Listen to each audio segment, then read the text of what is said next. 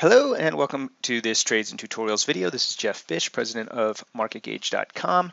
And as you can already guess, I'm going to take a look at gold to try and figure out whether or not this is a bounce or just a retracement back up to a major resistance level for another leg down. Now, gold is going to be in focus this month, most likely because the Fed is on tap to once again make a decision on interest rates.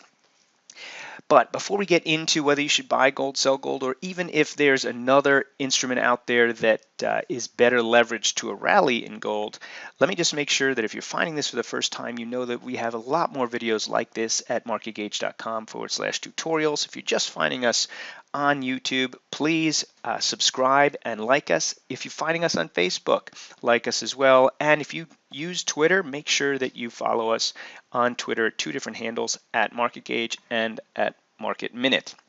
Finally, I hope you're watching this in HD. If you're not, just use the setting in the lower right-hand corner. I think you'll like it. It'll be a lot clearer. All right, so gold.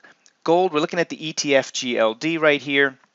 And I want to take a look at it from a couple different angles for you. First of all, if you take a look at the recent pullback, it's pulled right back to a major swing level of support. This blue line here is the 50-day moving average. If it bounces and continues to rally here, this has been a very nice length of a consolidation that would support a substantial move higher.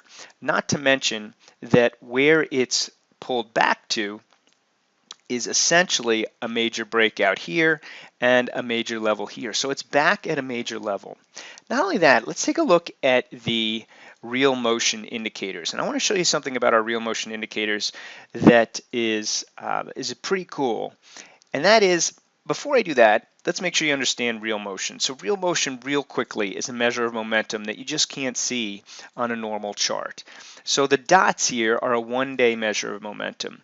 The blue line is a 50-day measure of momentum, and the green line is a 200-day measure of momentum. Now these blue and green lines line up with the 50-day moving average and the 200-day moving average in terms of their time frame, and that's intentional. The reason being is this enables us to see when there's a discrepancy between momentum and the price action that you see up here. But one of the things that real motion does, which we don't often cover in videos, is it often creates a level where you can see support and resistance in the momentum. So, for example, in here there was support in momentum, and you can see that that was a support level in price. That will make sense. And then what I want to point out is that same level often becomes support later. It doesn't necessarily have to be at the same price. So here we've got support in momentum at around the same price as we did here.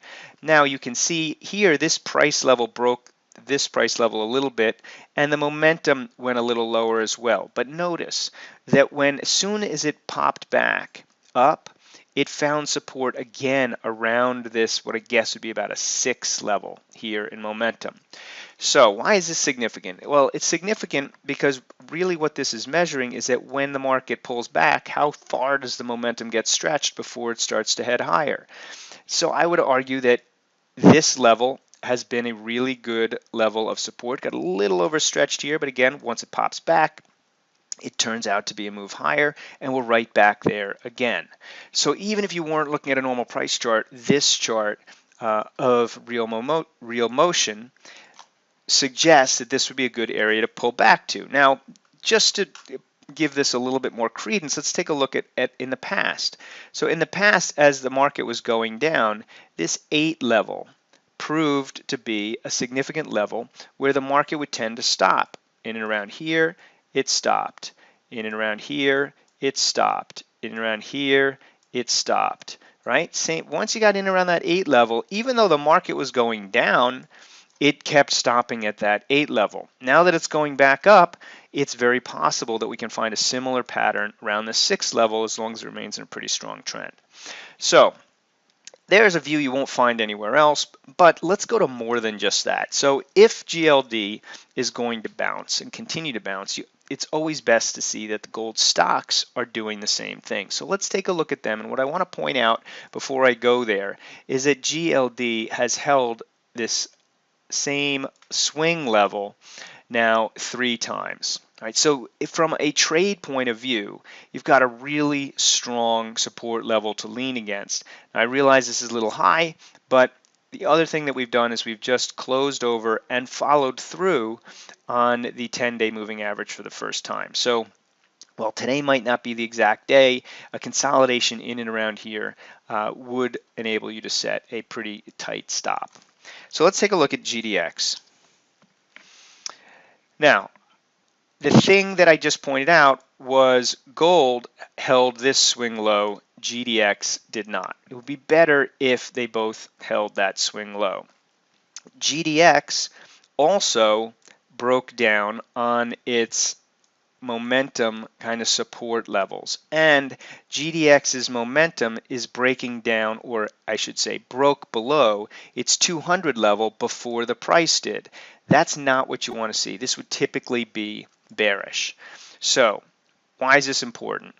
If gold is going to rally, GDX has to remain strong. If GDX gets weak, that is going to be your early warning sign that any rally in gold should be treated with a great deal of caution. I can make this really simple. If GDX comes back under the 10-day moving average and back under this low, which is also support right here, then this rally, not ready.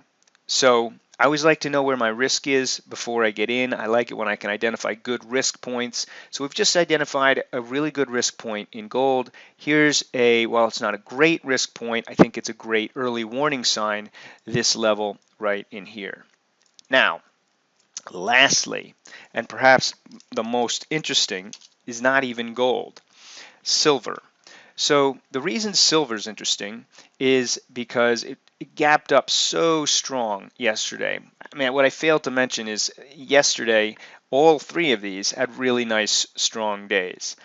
So if they continue, that's why we would look for the rally.